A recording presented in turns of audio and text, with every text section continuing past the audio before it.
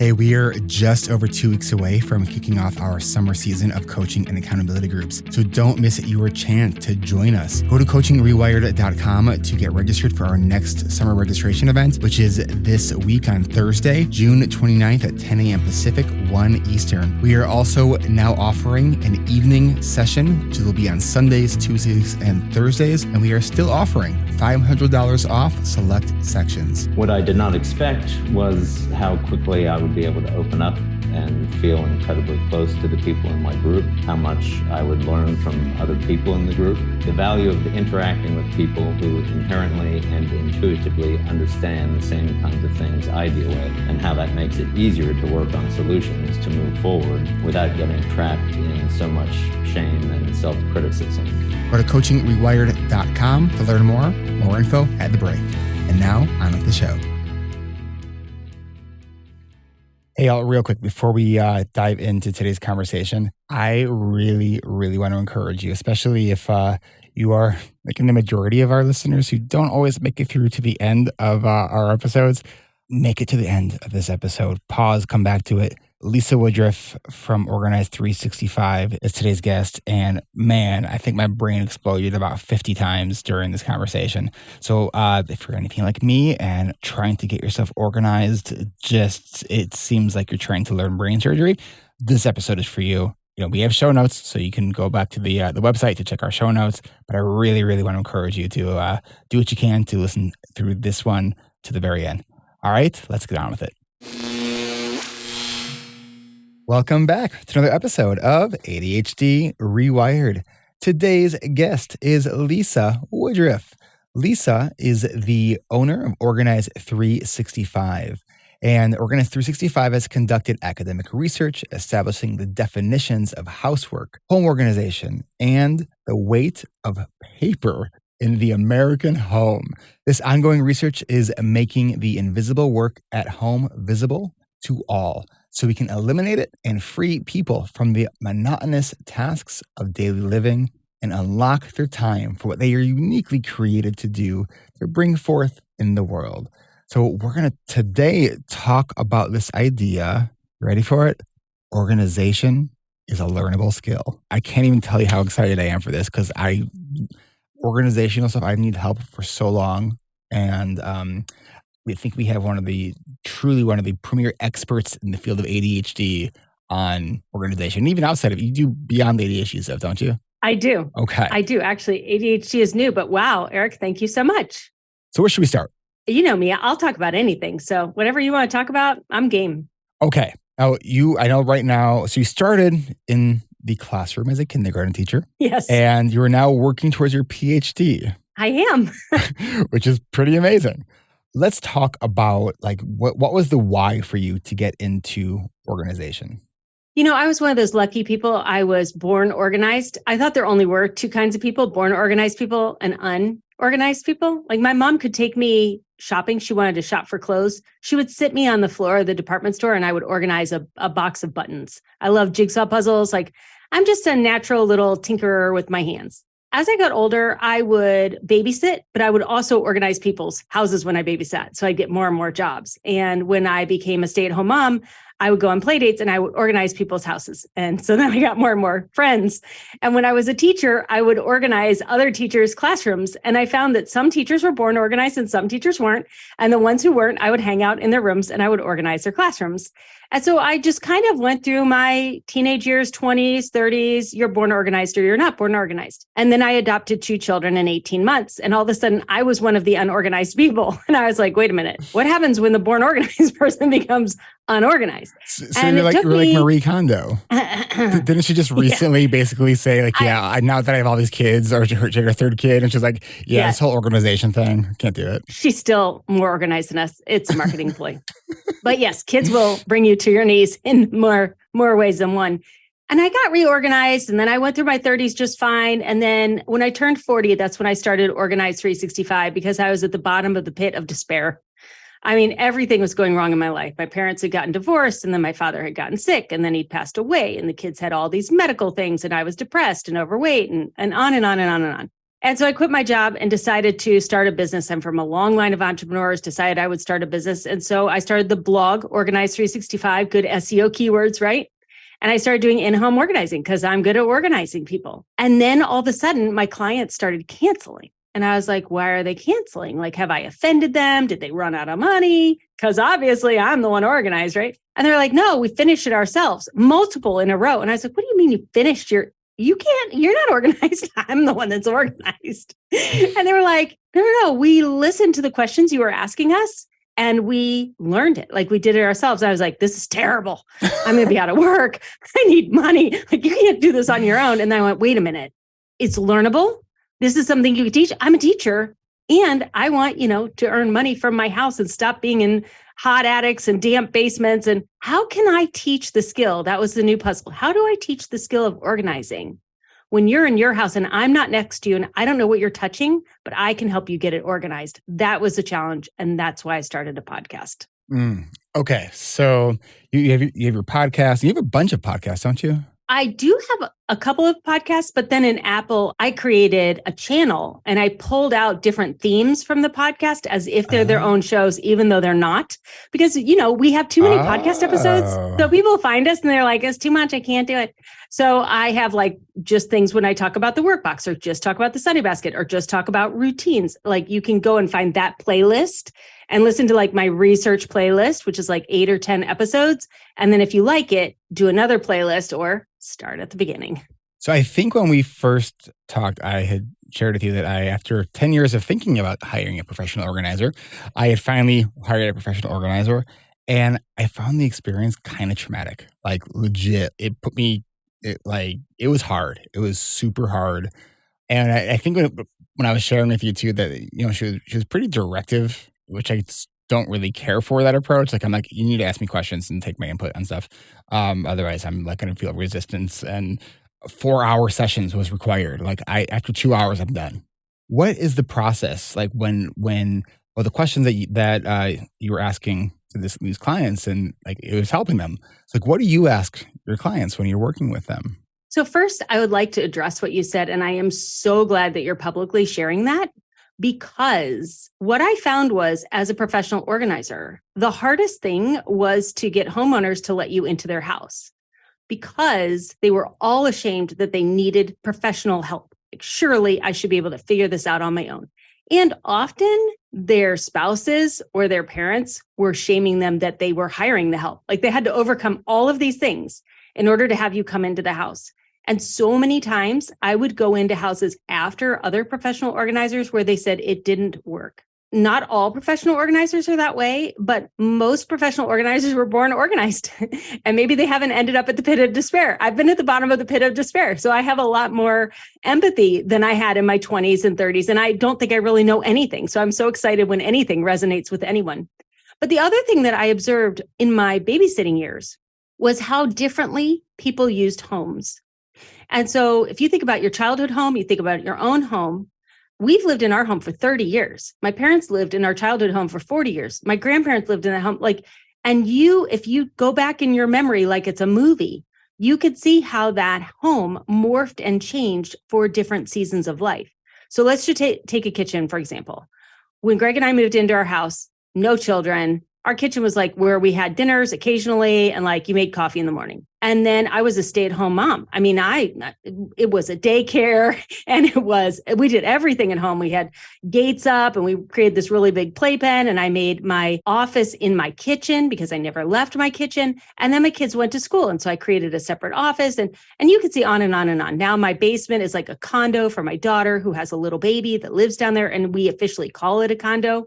So really look at how you use your space helps you organize it in a way where it naturally stays organized versus most organizing professionals, and it's not their fault, organize based on Pinterest and organize based on what a magazine looks like because that's what the media is showing us. There are 3 steps to getting organized. Decluttering, we already mentioned Marie Kondo. You know what decluttering is. Organizing, no one talks about that. And decorating. Target, the Container Store, magazines, they all sell you decorative solutions for container storage. They do not teach you how to have your house function for the phase and stage of life that you're in. Just want to pause. Very few people are teaching you organizing. Just want to pause for a moment because just the notion that the idea of decorating as a part of organizing, I don't think that has ever occurred to me. But It's what you're sold, though. But when you think about like what makes you feel good in a space, it's usually the decoration that's in the space. Minimalism is a form of decorating. Now, true minimalists who are living with just the minimal amount that they need to function are very rare. There are a lot of people who are like, I give up. This is ridiculous. I got rid of all my kids' toys and now I'm a minimalist. No, you're not. You're a parent who's lost your mind, gotten rid of everything, and you will be at Target in 3 weeks. I promise you, because you don't know what to do with these kids when they're just staring at you, but you don't know how to like live within a lesser amount. So how do we live with a lesser amount? How do we live more through having less? First of all, I don't think you have to. And I want people to hear that, especially if you have ADHD, because we like more. We don't like less. We feel better when we have more. Actually, if my to-do list is done, it's the most disconcerting ever. So I tricked my husband this weekend. I went up to him on Saturday. I said, well, Greg, I have no projects today. And he was like, oh no. He says, a non-project Lisa is a bad Lisa. He's like, don't you have classwork? Weren't you going to work on a project? Like, surely you have something. I'm not your project today, am I? And I was like, I was just kidding you. He's like, oh, good. Because he's like, I want like 2 to 3 hours of Elisa, but I don't want a whole actual day of Elisa because I really don't know how to handle that. So we like to do a lot of things. We're multi-passionate, things spark our interest. You just need to have your house like a kindergarten classroom. You can have all the passions that you want, but they need to have containers and they need to go back on the shelves. And if you want to play with a new toy, you can get it out and do it, and then you have to put it back. Or you may have a rule, you're allowed to have 3 toys out simultaneously, but really, we can't handle more than 3. So I'm thinking about all the projects and piles that are on. So I have a split level home, and so where my kitchen is, so we have a counter on the upper part of the split level, and then there's another, like a lower counter that's 2 steps down. It almost always has stuff on it. And it drives me crazy, and yet I'm the one that's putting the stuff on it. Sometimes my brain cooperates, and I can clear it off and put the things in the place. And other times I just look at it, I'll like literally pick something up and like just move it to another part of the counter because I don't know what to do with it. So let me ask you some questions. Yes, please. Okay. So my first question is, so what? Why is it a problem if your counters have piles on it? Do the piles bother you? Yes. I find that I get very distracted in a visually cluttered space. Okay. So you do want to make a change. Yes. And a couple of years ago, I did an actual, there's a 2-part episode. I did an actual diagnostic assessment on the podcast. And part of the process showed that and I kind of know this about myself. I have visual spatial challenges, right? Like I'm the person who tries 5 different ways to put the credit card in the machine because like the picture, I can't translate the picture that's in 2D to 3D. And it's 5 different ways because I forgot the other ways I've already tried. So I had to repeat obviously one of them. And it's one of these things where I don't realize how much it's affecting me until I clear it off. And I'm like, I can like breathe and think, So it's having all the clutter everywhere it surprisingly drives me kind of batty. It's very disorienting to me. So I can tell you what I did because I'm not like a doctor or anything. So I would always focus on the toys or the projects that my husband, he never had any out, or my children had out. Like, you need to clean this up. And then one day I walked through my house and I realized that it was like walking through a hamster cage. Every single room had like 2 or 3 projects going. And some of them I hadn't done for like 9 months, but I was going to sometime. And I didn't want to waste the time of putting it away because then I just have to get it back out again. So that was ridiculous. So why would you do that? And I stopped worrying about what other people in the family were doing. And I started focusing on just my projects. Now, this took me like 9 months to a year. Like this is the year of 2012 when I started Organize 365. And I finally realized this. I was turning 40, and some of these projects were never going to get done. But I had invested money and time in them, and I wasn't sure if I did or didn't want to do them anymore. The year you turn 40 is a great year to do this. So I gave myself an arbitrary deadline of 9 months later. And I said, 9 months from now, if there are any projects left in this house, I have to have either finished them or gotten rid of them. And that's what I did over 9 months. Every time I saw a project, I said to myself, do you still even want to do this project? And over that 9 months, I got rid of most of them and I finished a couple of them. And I was down to just a few hobbies that I still did. Then I created the 24-hour rule, and that helped me going forward. So do you want to ask about this before I go to that? What is the 24-hour rule? Okay. The most fun part of a project is the planning of it and the buying the stuff. And to do it. I know this about myself. So I had bookshelves and I'd read like 60% of the books. Now I have bookshelves and I've read 99% of the books because I am not allowed to buy a book or download a book with an Audible credit until I am ready to listen to chapter 1. So if I want to buy a book, I have to be ready to listen to it tomorrow when it comes because I buy them from Amazon. And often I download the Audible and I listen to it. And if there's good information in it, then I buy the book because I like to have the book. Yeah. So then I may only get to a couple of chapters in a book before I lose interest, but I always at least get about an hour in because I never download a book until I'm ready to listen. I can put anything I want in my wish list. If I want to do a craft, I have to block out the time within 24 hours on my calendar to actually start it from the time that I buy the stuff. Because now, I mean, it's not like we're ordering stuff that's going to take 3 months to get it. Like you can get stuff in an instant. So if you don't have the time to start it, you're not allowed to even buy it. And now I save a lot of money. I like that. That's it's a manifestation of like the rule-based life of like because we need things to govern our decision making. Otherwise, it's like we're constantly having to figure out like how do I even decide this, which we then end up not deciding anything, and that's where the piles come from, right? So when you think about your piles, let me ask you a couple of questions. Can I? Yeah. Okay. So when you think about those piles, are there some piles that are still there?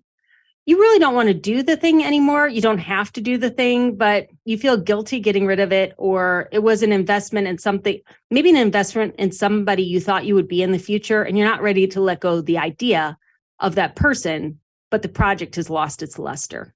So I don't think it's like a feeling of guilt around that. I think it's I just don't know what to do with this thing now or what the next step is, or I got this thing. I actually don't need this thing anymore. Or the worst is when I like buy something and it's like the wrong thing. Like how much money I spend on the ADHD tax by not returning things is like, that's a thing. I'm like, oh God, it's kind of painful. I just take it straight to Goodwill. I don't return anything. I know I should. I'm just like, I know. Like yesterday is a perfect example. So I just, last week I bought a new motorcycle and I wanted to get this license plate holder for it. So I went on to Etsy. I wanted to find something that looked kind of cool with the motorcycle. I swear I read all the details, but I got a car license plate holder, not a motorcycle license plate holder. And this is why I'm reluctant to plan traveling, because this is the stuff that I do, like the detail stuff I miss, right? And it's just like, oh God, am I going to return that? Probably not. How much did it cost? I don't know, probably $7. Like, how much is your time worth? Right. That's the thing. I mean, so you have to go back to is what is your time worth? It's not worth returning a $7 license plate holder. Right. And for something like that, it's taking it to Goodwill makes a lot of sense. So a couple months ago, I had finally got around to the project of hiring an electrician, and I got my rear speakers. So this is a whole thing. So I had in my previous home, I had surround sound set up. I really like good surround sound. Okay, so I had the rear speakers in boxes for the last like 4 years, and like I think I really want to get this wired. Part of the decision was, so our family room is set up sort of long ways right now. Like, but I could have it positioned where it's sort of width wide, but that would change how we set up the audio. So that was like trying to figure out, all right, what do I do with that? So I finally just made a decision just to keep it sort of how it was. So I found these mounts could hold these speakers. Like I couldn't do it onto the wall, so it needed to be on the ceiling. Well, I learned that a lot of these speakers, they're custom fit for every model. And so I did get one. I actually did return the first one. Then I got another one that also didn't work. And so when I actually doing some more research, I was like, oh, like this actually isn't going to work. So I have these nice speakers that I can't even use. And I already had the electrician wire the stuff. So I have holes in the ceiling. So I'm like, all right, well, I guess I'm going to have to buy I'm going to buy ceiling speakers now. So it's like I'm already this far into the project and paid the electrician to, drill the holes and do all this stuff. The mounts that I got, there were like $40. I'm like, what do I do with this now? Because I don't even remember where I got it from. Like, I mean, it's just like, yeah. So it's one of those things where I don't even know what to do with it. Okay. First of all, that is not ADHD. That is home ownership. That is every project. That is everyone. Like we are all sitting here going, oh yeah, that's when I decided. Yes, this is the problem. There is work that is done at home and we think that it's all play. Like you think when I get older, my parents are going to be able to send me to my bedroom and make me clean my room on Saturday. You'll see when I own my own place, I'm not doing any of this. And then you own your own place and you're like, dag nabbit. I got to do like 26 hours worth of work here to do the laundry and the cleaning and the yards and this. And that's part of maintenance. Like you are improving the look of your home. Once you get this done, you'll be like, every time you turn on that surround sound, you're going to be like, that's every homeowner. That's normal. That is the work of homes. That's not ADHD. Okay. That's not a pile. Well, the next to that one, I have all the like insurance papers that I literally don't know what to do with. I have like different medical, records. I'm like, do I save this? I think it's online, but I'm not sure. It's all Sunday Basket, Eric. All that paperwork is Sunday Basket. You just haven't gotten it set up yet. And that's the invisible. That is the work. Like, okay, so you're just making visible the invisible work. We all have these paper piles because we all have to figure out what to do with our financial paper, medical paper, bills, household paper, household improvements, household repair. You just think that you shouldn't have this work because you should be able to have fun because you're at home, because you're not working and getting paid. I think for me, the biggest thing around organizing is decision making. Like I feel like I get stuck because I don't know what to do with the stuff. Because like I can organize it, I don't love doing it. But the maintenance, when you say maintenance, I literally had like a visceral response to maintenance. Like it's like maintenance. Oh God. Like I want a new challenge to work on and then get bored of. And then I'll be back on maintenance and then I'll rinse and repeat. I want to talk about Sunday Basket. Before we do, let's take a quick break. So we will be right back. Support for ADHD Rewired comes from ADHD Rewired's award-winning coaching and accountability groups at coachingrewired.com. Our summer season starts soon. Registration is still going on, but there's not much time left. So head on over to coachingrewired.com to get started with your pre-registration process so you can join us this Thursday, June 29th at 10 a.m. Pacific, 1 Eastern. Have you ever wondered if it's possible to live the kind of life that you want with ADHD? What would it be worth to you if you were able to work beside other adults with ADHD, to be understood and accepted, and to finally tap into the potential you didn't even know you had? Coaching can help. But if you still have more questions about our coaching groups and want to secure your spot this summer, go to coachingrewired.com to get your name on our interest list so you can join us for our next summer registration event on Thursday, June 29th at 10 a.m. Pacific, 1 p.m. Eastern. Registration is by invitation only, so once you sign up, you'll receive instructions on what you'll need to do to join us. So if you want to get curious, uncover your time blind spots, become more time wise, have your calendar reflect what matters most to you, and turn your intentions into actionable steps, then head on over now to coachingrewired.com to get started. Come grow with us, because you are not alone. That is coachingrewired.com.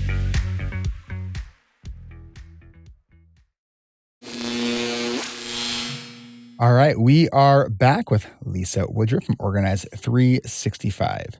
So since we're doing some truth telling here, the Sunday Basket, you sent me a beautiful Sunday Basket. This is something you've made. It's really nice, like cloth basket. Like 2/3 of it is for like these file folders. The other third is basically for all the random crap that's all over the house that you don't know what to do with. So I have a bunch of random crap in the part there. I have all the folders in there. And I looked through the book that you sent. It was great. And I was like, ooh, there's a community. Maybe I should join that community to help me actually set this thing up. Because I got it like 80% set up like the week after you sent it to me. You're doing great. And I've thought Eric, about it a lot. You cannot be behind. Yeah, you cannot be behind in organizing. You're doing a great job. Stop, okay. Being sheep. Nobody knows how to do this stuff. Nobody. I talk to wealth managers. I talk to estate lawyers. I talk to CPAs about our financial binder, and they go, oh, that's all the stuff that I want my clients to bring me. And I didn't even know how to ask them. It's like, okay. We talk to medical doctors, nurses, specialists. When people take their medical binder and they're like, oh my gosh, if everybody would come in with this stuff, we could give so much better care. Like, so even the professionals that we go to that need the paper that we have in our house don't even know how to ask us for the paper. How should we know how to organize it? And we think that the work at home is cleaning, dishes, laundry, bill pay. But there's all of this stuff, like you've already mentioned, medical paperwork, financial paperwork, repairs, things that add value to your house. And so nobody wants to do it. So what I did was I tricked myself, basically, into making the Sunday basket. I put everything in the Sunday basket. Like, I'm allowed to not make a decision until Sunday. If it can wait till Sunday, it must wait till Sunday. And you're like, oh, but Sunday is going to come. Yes. But Monday, Tuesday, Wednesday, Thursday, Friday, Saturday, I don't have to think about it. Then on Sunday, get your favorite beverage. I don't care if it's coffee, fountain Coke, beer, wine, whatever you want to drink. Are you going to tell me what you're going to drink, Eric? I'm picturing a scotch. Okay, great. So you get that, you get the Sunday basket. Step 1, empty the Sunday basket on the floor or on your table. I know, you just had heart failure. Now, this is the easy part. You open up all the mail and then you throw away as much as possible. And then you touch every single thing again and you ask yourself only one question. And the question is this: can this wait till next Sunday? And you just put it all right back in the basket again. Then what's left out is what cannot wait till next Sunday. This needs to get done. I tried to do as much as possible on Sunday so it doesn't bleed into my Monday. And it usually takes 90 minutes to 2 hours. And you're like, oh, I don't want to do 90 minutes to 2 hours.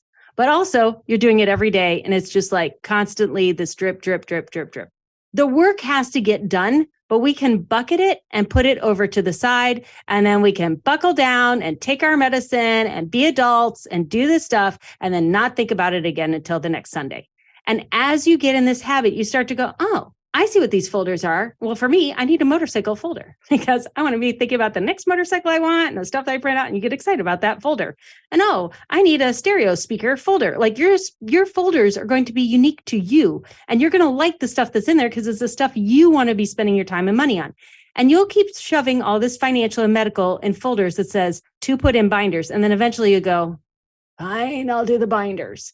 And when you make the 4 binders, they replace your file cabinet, and then things go from the Sunday basket into the binders where you retrieve them from, and that's it. What that's are the all 4 you need. binders? The 4 binders are household operations, which is like cleaning, pets, travel, and menus. Household reference, which is anything related to your house if you were to sell your house, repairs, manuals, maintenance. Financial, and medical. That's it. And then taxes go in your file cabinet. That's it. That's all the paper you need to keep. I'm taking notes. What about like school stuff, like for kids? Household operations? So household operations, yes, I have a slash pocket inside of my Sunday basket for each of my kids' names, and you put it in there. You can add more colors, like you can add in a set of orange for your kids' school if you wanted to. We have a Warrior Mama binder if you have a kid who has special needs, like an ADHD diagnosis, and then you have to advocate for them.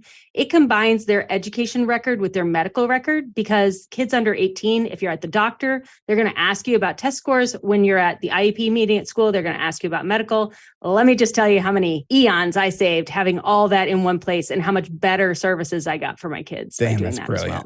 That's brilliant. Okay, so God, I have a gazillion questions right now. Can I just can I send you a plane ticket? I just think I want you to just come out to my house right now. Can we continue this conversation in my house? Yep, I'll be there in 5 hours.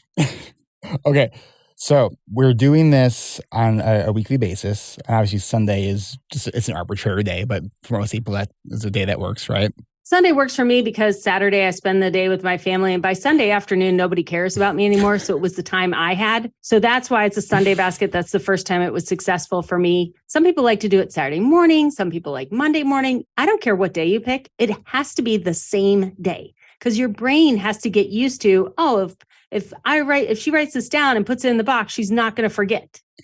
So part of the Sunday basket idea is it's a batching approach to organizing. Mm-hmm. So Sundays is your day to organize. One of the challenges that I have experienced with a batching approach is, we have our days and when things are going well, most days are good. We also have those days where our brain, it's just not cooperating. And the things that normally aren't a big deal to do feel like doing like astrophysics with like brain surgery. It's sometimes mind-boggling to me how hard certain things can be on certain days, and on the other days, it's no big deal. So if you're having one of those days where the ADHD is just winning, what do you do on that Sunday then if you miss that day? 2 things you can do. First, there are some things that must get done no matter what. So like you can get through that in 20 minutes where you're like, wait, must pay the credit card bill. You're like, okay, this has to get paid, move on. You can get through it very quickly. That does not last long term because then you just have a cuter pile that's bigger that you see what I'm saying? It's not winning. The other thing you can do is you might need support. So I wrote a book a while ago called How ADHD Affects Home Organization. Again, I'm not a doctor yet. Anyways, I just through observation of my kids and the schools that they were in and the training that I got from some of the best experts here in Cincinnati, the best thing that helps is to be in a community, like you said. So either to do the co-working time that we have on Sunday, which comes as part of the box, like indefinitely, like there is no extra fee, or you can hire one of the Sunday Basket certified organizers that we have, and they do not charge very much for their services. And you could be in their smaller groups where they hold you accountable, or they will even work with you one-on-one virtually through Zoom, or there are people in most of the cities. People in Chicago? Mm-hmm. Okay. I think I'll need to get some more contact information from you there. Because also my garage needs a lot of help too. Okay. So I have found for me, because this is actually one of the recommendations that the organizer that I had did make. She's like, don't open the mail, just put it in this bowl and do it once a week. My experience has taught me that that's how the piles get out of control, humongous. So a couple of years ago, I got divorced, and my ex used to always take care of all the financial stuff. So this was like my biggest fear. I'm like, oh God, like I'm gonna miss a bill, like I'm gonna have the money and not pay it, and it's gonna ruin my credit, and all like. So for me, I've kind of created this rule that like when I get a bill in the mail, I pay it like before I even sit down. Like I take care of it right away. I have found that works for me, but it's all the other stuff. It's like the bills are easy to identify. Like it's a bill, right? However, like the insurance stuff, sometimes the premium changes, and then it's like I have to change the auto pay amount, and it's. Two things. Yeah. One, that's working for you. Do not change it. Thank you. Okay. If you have something that's working for you, absolutely do not change it. Secondly, the Sunday Basket is set up for, I'm a kindergarten teacher. It's set up for all learning styles. So if you are like super organized and you're Clutterbugs Cricket and you like to have like everything super filey organized, you're going to love all 25 of these file folders. You're probably going to add more in, and you're going to like have a tickler system. Like I don't understand tickler systems. They do not make any sense to me.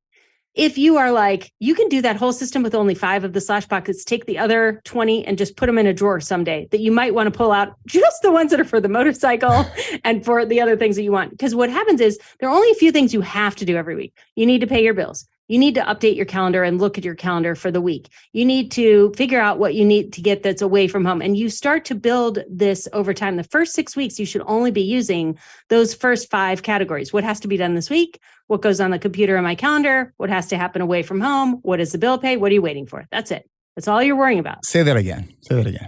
What has to be done this week? Okay. What do you need to do on your calendar? What dates do you have to add to your calendar, and what's going on this week? What do you need to do away from your house, like running errands, doctor's appointments, and make sure you have what you need for those in the car with you or a motorcycle? Bill pay. And then what are you waiting for? Like, I'm waiting to find out if we're going to this wedding. I'm waiting to find out if we're getting these concert tickets. I'm waiting for this rebate to come back. I'm waiting for a camp registration to open up. The other 20 slash pockets are 4 colors. So it's 5 things in 4 categories. The pink color is you. The purple color is your house. The blue color is family. The green color is financial. So like you have a business, so you probably have other financial things beyond just a bill pay. Probably have things related to taxes, 401k, all those kinds of things. So it does become like a kitchen counter organizing system because this is all actionable. Like if it's related to your 401k, it's in the financial binder wherever you keep binders because you just put it there and you forget it. But if it's something that you need to pay, like you need to pay this, but you don't have to pay it for 3 more months, or you need to renew your motorcycle's license, or you're going to go on a trip and you have everything, but the trip isn't until September. So the trip gets a slash pocket. And then as you have ideas, it goes in there. This is all the actionable things that you are doing in your life. So today I had a pile of papers on my desk that were all financial papers from tax prep. Because I think the worst phrase in the English language is that when I'm told to just gather your documents, like I shudder when I hear that phrase. Like, okay, let's find out what idea or place did I think this is going to be a great place to put this stuff at the time that I'm going to now have no idea where any of it is. So I have these, all the financial documents, my like investment stuff, my from the bank, all this stuff. What do I do with it now? Right. Because right now So it's if just it- on like a stackable shelf thing behind me that like legit like, could absolutely sit there for years. Yes. So two things you need to do with financial documents because you're a business owner. So one is the financial binder that we have. These binders that we have workbooks in them. I'm a kindergarten teacher. So in there, it's like Mad Libs for adults, where it's like, write down your social security number, right? And people are like, oh my gosh, you're going to write all of that in a binder? What if somebody comes and steals it? I'm like, you show me the burglar who's going to walk by the 60-inch TV to find an unmarked green binder to take nobody's coming to steal your binder. So you're only hiding this information from yourself. So you should write it in there. So all of your insurance is in there, your 401k is in there, like you literally, your bank, you just fill it out because most of it's on the computer and in your brain. It's not even in the paper. That's the worst part. Everybody goes, I can't organize my paper. That's right, because your paper isn't paper. Your paper is locked in your computer or locked in your brain. You need to get all of it in one binder, your physical paper, your mental information, and whatever you have on the computer. Because here's the big thing. It's a pain for you, Eric. But a million years from now, when you are not here, somebody is going to need to settle your estate. And they are going to have such a tough time finding this stuff. And we don't want to think about that. But think about your parents and your grandparents. You are going to have to do this. If you don't know this, they haven't told you, and it's not written down anywhere. Yes. Second thing is for businesses. So I did direct sales for a long time. Direct sellers are great at buying whatever they're supposed to be selling, telling you about what they're selling, terrible about making money. And they all wait until March to figure out if they've made any money. Usually they have not. So I created this income and expense binder for my team so that they would know if they were profitable. And then my team was always profitable because they saw that they weren't, and we turned it around. And so there are only 4 things you need to do as a business owner. You need to track your mileage, or you can just throw dollars out the window as you drive. Either way, doesn't matter to me. So track your mileage. Second, you need to track your expenses. And here's why it's hard to do this as a business owner. We don't know the IRS categories. We change our mind about how we categorize everything all year long. So we may say this is an office supply, and then we say it's a demo, and then we say it's something else. And then you get to the end of the year and you're like, why don't any of these numbers work? So my worksheet tells you the categories based on the Schedule C of the tax return. So at the end of the month, you look at all your receipts on paper and you just add it up like you're in kindergarten, and you just put the number there and you put the receipts right in the slash pocket that's in the binder. Like it comes with all the slash pockets and all the papers already copied. And then the third one is your income, and you're supposed to record your income every single day. So I used to do this when I started my business because then you see money coming into your business every single day, even if it's $5, $50, whatever, you start to see that you are making money. And then there's one sheet that just totals it up. So at the end of the month, after you do your 3 worksheets, then you go to the front and you write it on the front. And at the end of December, when you get to January, like you're ready for taxes on January 10th. Whoa. It's awesome. So 2 things that stood out for me is when you keep mentioning that you were a kindergarten teacher. Yes. And when I am working with any financial professional, I always tell them, I need this stuff to be Sesame Street simple. Sesame Street simple. Like, totally. Don't use acronyms. Like, give me analogies. Tell it to me in a story so I can make sense to it. And Mad Libs. I love Mad Libs. I know. I mean, it's easier that way. And the reason I created this was because I had to be power of healthcare for my father, and then power of attorney, and then I had to settle an estate right after a really nasty divorce.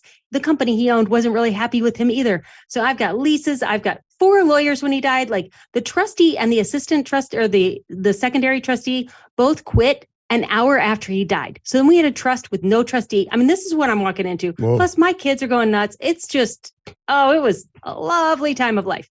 So you go to your estate lawyer, and I cobbled together what I had. And she's like, you just saved yourself thousands of dollars. And I was like, we are all going to settle estates and none of us know what we're doing. So then I started helping people in Cincinnati. I helped 2 widows settle estates in the same year. And this is a great story.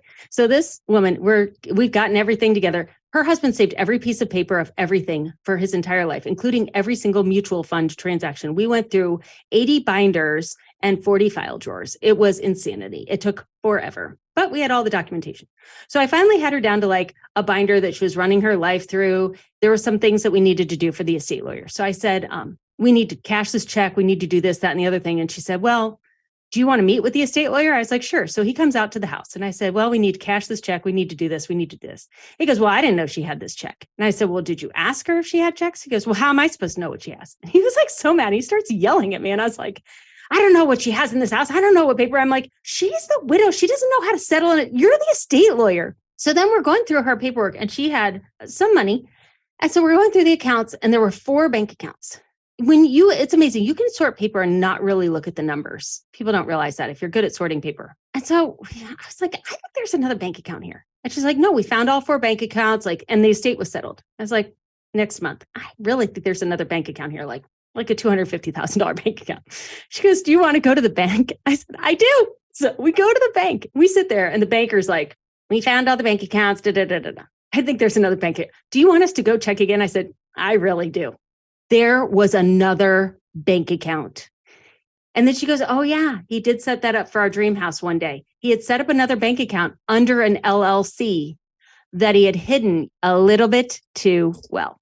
But I found it through the paper. What was the indicator that there was something else there? There were like 2 statements I kept seeing an extra statement and they were just off by like a couple of dollars. It's so bizarre that it went through all probate, all everything, and no one noticed it. Like there is so much money and power. Like here in Cincinnati is where Procter & Gamble is headquartered. Well, Procter & Gamble, a lot of people here have individual stock. So if you have a mutual fund, throw away that thing. Like it's outdated by the time you get it. But if you have Procter & Gamble stock or any stock in any company, Procter & Gamble stock splits and it has a dividend. So you have to know when you purchased it for your cost basis for when you sell it. And if you have to ask Procter & Gamble to do it, it takes a while and they will charge you for it. And sometimes it's really difficult to figure out. So you can literally have stock certificates in these Cincinnati basements that are worth money that you didn't even realize because it's not like in some portfolio somewhere.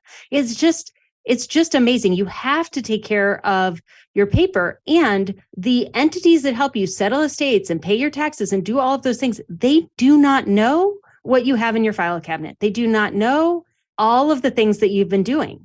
And so it's really important that you get it organized. You know what I think is really amazing? You have ADHD? Well, here's the thing. So we had the testing, and ADHD Online says I do have ADHD. I did an executive function test, which says I do not have ADHD based on my executive function. Now, executive function and ADHD are not the same. They are different. You can have executive function that is functioning really well and still have ADHD. So after I got 2 conflicting tests, I went to a specialist in Cincinnati and I said, run any test you want, do whatever you want. She goes, there is no way you have ADHD. You own a company. I know you do not have ADHD. So she went through my past history and she said, you not only have ADHD, you totally have ADHD. I used to get all these speeding tickets. I spend money like crazy. I was a chatty Cathy in school. I always had this floating C that was always in a different grade. Like you couldn't pin it down. She goes, you definitely are both inattentive and like all the kinds of ADHD. She said, but you have created such good structures for yourself that you have overcompensated. So I'm getting my PhD right now in operationalizing housework and all of this. So we can have this conversation because you can hear now like, okay, so I guess it's important that I do my paper. I still don't want to do it, but Lisa's saying it's important. And I could see like it is going to give me cash at the end of the day. So I guess I have to do it. And once you do it, Eric, your paper is organized pretty much forever. You have to maintain it. Stop having a heart attack. It's not that big of a deal because the Sunday basket just keeps it going. Like, it's like you brush your teeth every day. You put on deodorant every day. You're going to do the Sunday basket every Sunday. I'm sorry. It's just part of life. But ultimately, the research that I want to do, and I already have a doctor who has agreed to do it. I just need to get an IRB approval, which is not as easy as it sounds, where we will give the Sunday basket to patients who are being treated for ADHD with medication. And we will use the brief A test for executive function before they have the Sunday basket, 2 months, 4 months, and 6 months later, and see if the Sunday basket improves executive functioning. Now, executive function has 2 different parts. One is like your impulsivity, but the other one is literally, this is the name of it, organizing, planning. Like this is exactly what executive function is. That's the name of it on the medical test. So there are 5 of the 9 things that the Sunday basket actually supports, working memory being the biggest one. But I haven't proven it yet. So, take that with a pound of salt until I prove it. And then, going to be amazing. It's going to be so great. I have high confidence in that your data will support this to be. All right. So what else would you want listeners to take away from this? Because this is a learnable skill, and it's interesting as I've been listening to you, and I think I remember feeling this when we first talked, that like I think back to my sort of early days of learning I had ADHD and realizing that I need to figure out this whole time management and planning stuff, or like I am like the things I want to do in life are never going to happen because like I'm struggling. So I dove in so deep to learn like the real intricacies of time management because it was like a foreign language to me. And so like I really dove in deep to understand the why and the methods and the thinking behind different time management approaches. And I feel like you're doing that with stuff.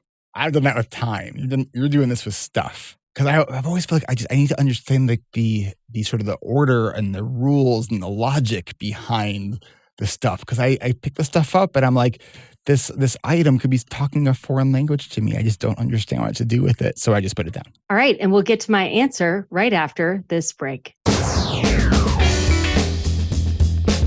Are you looking for some real-time accountability so you can stay focused even on your most dreaded tasks? Then look no further than our Adult Study Hall membership community at adultstudyhall.com. Not only will you find our 24/7 drop-in room where you can drop in at any time for on-demand body doubling, you can also take advantage of our weekly themed and guided sessions. We have sessions for writing, cleaning, decluttering, working out, creative work, and more. Find it all and get signed up at adultstudyhall.com. It's free to try for the first week. And if you are seeking an uninterrupted listening experience for this podcast, then consider becoming a patron at the $5 a month or more level at ADHDrewired.com/Patreon. Thank you to all of our patrons for supporting our work. That's ADHDrewired.com/Patreon to get full, uninterrupted episodes at $5 a month or more, and other perks, including our monthly coaching call for only $25 a month, which happens to be every fourth Tuesday of the month at 1 p.m. Pacific, 4 p.m. Eastern. And if you're listening to this on June 27th, that's the day. Go to ADHDrewired.com/Patreon to learn more on how you could support us and get some cool perks. That's ADHDrewired.com/Patreon.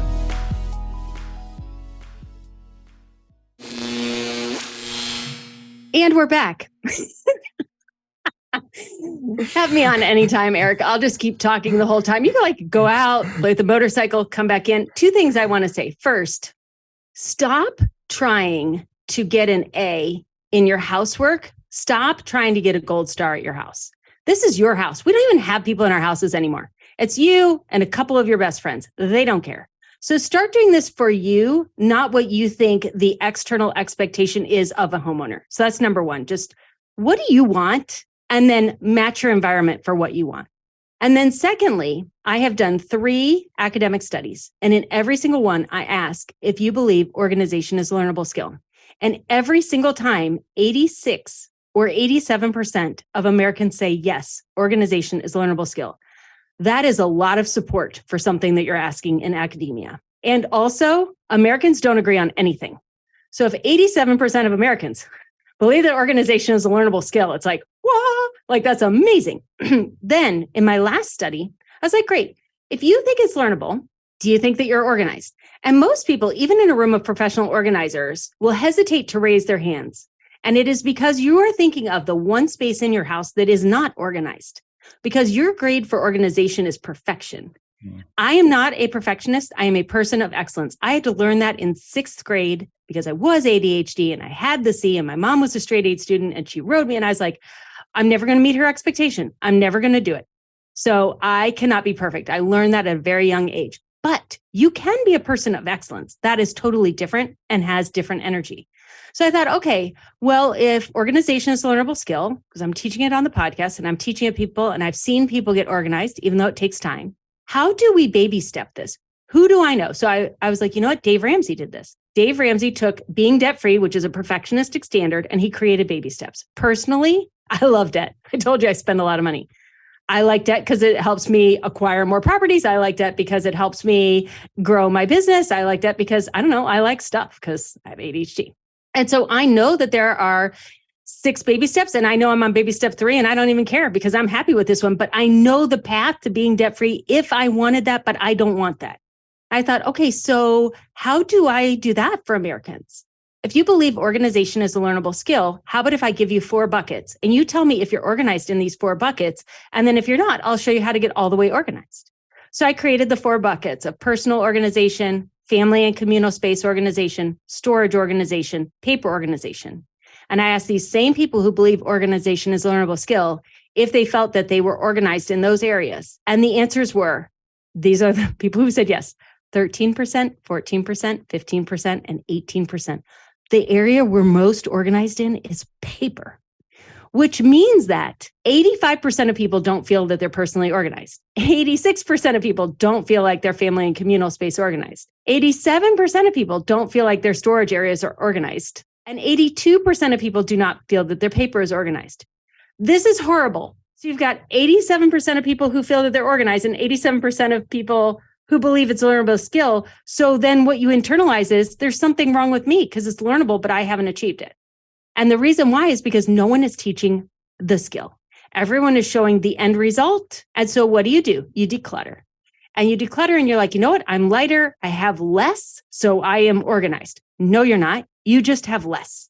And so then you go 2, 4, 6 weeks, you feel overwhelmed. You're like, I'm overwhelmed, which means I'm not organized, which means I must declutter so that I have less. And then you over declutter. And when you over declutter, you get rid of things you like and you want because you want the feeling of organization. And the only way you know how to get organized is to get rid of your stuff. I did have a question, and then we're going to wrap this one up. So on these numbers you were sharing about the 87%, think that it's a learnable skill, but only 18% feel they're organized. Did you ask those people how many of them care about whether or not they're organized? We have so many questions. We have so much data. I don't even know how to disseminate all of this information. So you can go to organize365.com/research and download the magazine we have, which has a lot of the stats in it. We asked them the things that are holding them back from getting organized are anxiety, overwhelm, not having the time, not knowing where to start. What was interesting is how people feel when they are organized, because men and women had different answers. And we did men, women, other. And then in our final study, we did a whole bunch of different gender identities. Both men and women feel that they are accomplished when they are organized. But women feel relieved and men feel relaxed. Isn't that interesting? Wow. The emotions. I mean, we asked a lot of questions. The surveys were very long. And of course, we created them from scratch. I have now, because I'm in my PhD, I get to write a literature review. I'm like, great, I'll do it on how Americans organize their financial paper. Guess how many academic articles there are out there that I can use to reference to write that literature review? I'm guessing not too many. 1. Oh, gosh. 1. So then I was like, okay, I'll do it on housework, because I went all the way through, all the way back up to housework. And almost all the research out there on housework is related to caregiving, either caregiving as a parent or caregiving of elderly. And very little is just on the actual work of running a household independent of caregiving. So there is a dearth. That's one of my PhD words. There is a dearth of literature out there. And so it's going to take me a while to, I almost can't even publish what we did because, you see what I mean? Where do you grab the literature review? So the literature review we wrote was actually on self-actualization and goal attainment in homes. That there is some research on. But, I mean, it's you got to make this hard left turn to get it into housework. And then if you want to get it into the paper or anything, it's I don't know. There's nothing for me to grab onto in order to make my case, in order to keep doing more research or even disseminate the research that I've done, because I didn't realize that academia is all about this jigsaw puzzle of a conversation that's going on. Nobody's having this conversation. So I'm working my way in there. I'm going to make some friends. I'm going to start my own little conversation. And then we're going to come over to this other table and start working on this new jigsaw puzzle, which is called housework, from a different lens of not being a put upon mother, but the lens of there's just work to be done. And how do we create the scaffolding like we have at work and school? At home, we don't have structures. part of why you feel like it's hard to do this at home is because it's hard to do this at home. Like there's no structure. There's no scaffolding. You have to first be like, all right, well, I guess I'm going to put up the wall. Then I'm going to put up the bookshelf. Then like you have to do every single part. That's why you're exhausted. And what you're doing, both with the research and the practical applications, you're making the stuff that seems like just not graspable. Is that a word? It is today. Not graspable, making it accessible. And I think that is such a valuable service that you're giving to this community. And I want to thank you for what you're doing. And I love like how excited and nerded out you get when you're talking about this. It is like, you could even not even care about like organization, but kind of just listening to you talk about it is kind of fascinating. Well, it's so frustrating to me that we all live in households our entire lives, and yet all of the time and money and research goes to work and school that are outside of our household, things that are not as much in our control. Like your household is the only thing that's actually in your control. And when you talk about it from the academic standpoint, it's like, what's going wrong at home? Like, how are we not sharing the work equally enough? Or how is it related to caregiving? And when you talk about it in the consumer world, because they have done surveys, it's from how do we sell people more things more often so it can look a certain way. Like nobody's really thinking about how you feel in your home and how you become who you are uniquely created to be. And at home is the only place you really express that. Like that's what I want. I want you to get organized, which is going to take about a year to a year and a half, so that you have more time to do what you're uniquely created to do. Because really, you know, I'm your kindergarten teacher. I'm your coach. I'm like, I don't want you to stay in kindergarten forever. It's like a season so that you have those skills and you could take them and go forward, because you know that when you're organized, when you have more time, you're more creative. You can do more. You can be more. And the organization does hold people back. It hugely holds people back at home. Lisa Woodruff, organized365.com is the website. What else would you want to share with listeners? Where can they, obviously the website, they can learn more about you, but what can else they maybe find on your website, and tell them anything else you haven't told them about what you do? Yeah, I think just believe in yourself, like as much as I believe in you, because I really, really do. It is a learnable skill. It's not like tying your shoes. You're not going to learn it on a weekend. Don't be like, yes, it's 4th of July weekend. I'm going to get the whole house organized weekend. No, you're not. You're not. You have to learn the skill. It's like learning a foreign language. It takes, I don't know the science behind this, but I should research it. In observation, it takes 18 months of mentally playing with the idea of being an organized person and 18 months of doing the work of becoming an organized person. Personally, I've seen that in paying off debt or becoming healthier and organized. It's like this 3-year cycle. A year and a half of it is totally in private. People don't even know that you're playing this game in your head or you're thinking about it. That pre-contemplation. Yeah. We call it passive organizing. We labeled it. I have so many words. You just listen to the glossary. These are all words that I've created because I've had to create these words because we don't look at our house like we should. So yeah, I'm still, I'm out there trying to make a difference so that you understand it is not you. It's that there is no school. There is no organizing school. So that's what I'm creating, the organizing school to help you get organized. I love it. It's organized365.com. I highly recommend y'all check out the website and her services and all the stuff that she's got going on, because she's also connecting all of these things with community. And we're all about community because I think that's the glue that makes this stuff magic and it makes it actually happen. Thanks, Eric. Thank you so much. This was fun. Picture this. Your attention is being dragged in a million directions. Your focus is as elusive as a ninja in the night. These good intentions you had this morning have dissolved by the afternoon. Does this sound like you? Well, buckle up, because we have a treat for you. Presenting the Intentomatic 3000, a product brought to you by the ADHD Rewired podcast that will make you say, why didn't I think of that before? Picture an advanced wearable that's sleek, stylish, and oh so smart. It not only reminds you of your good intentions, but virtually nudges you to take action. And this isn't your typical boring old reminder app. No, this bad boy taps into the eccentric and exuberant world of ADHD brilliance to give you reminders like never before. Every time you have a good intention, you tap it into the Intentomatic 3000 and then, wait for it, you forget about it. Yes, you heard right. Forget about it. Why? Because the Intentomatic 3000 will remind you when it's time to make it happen in a way that only the Intentomatic 3000 knows how.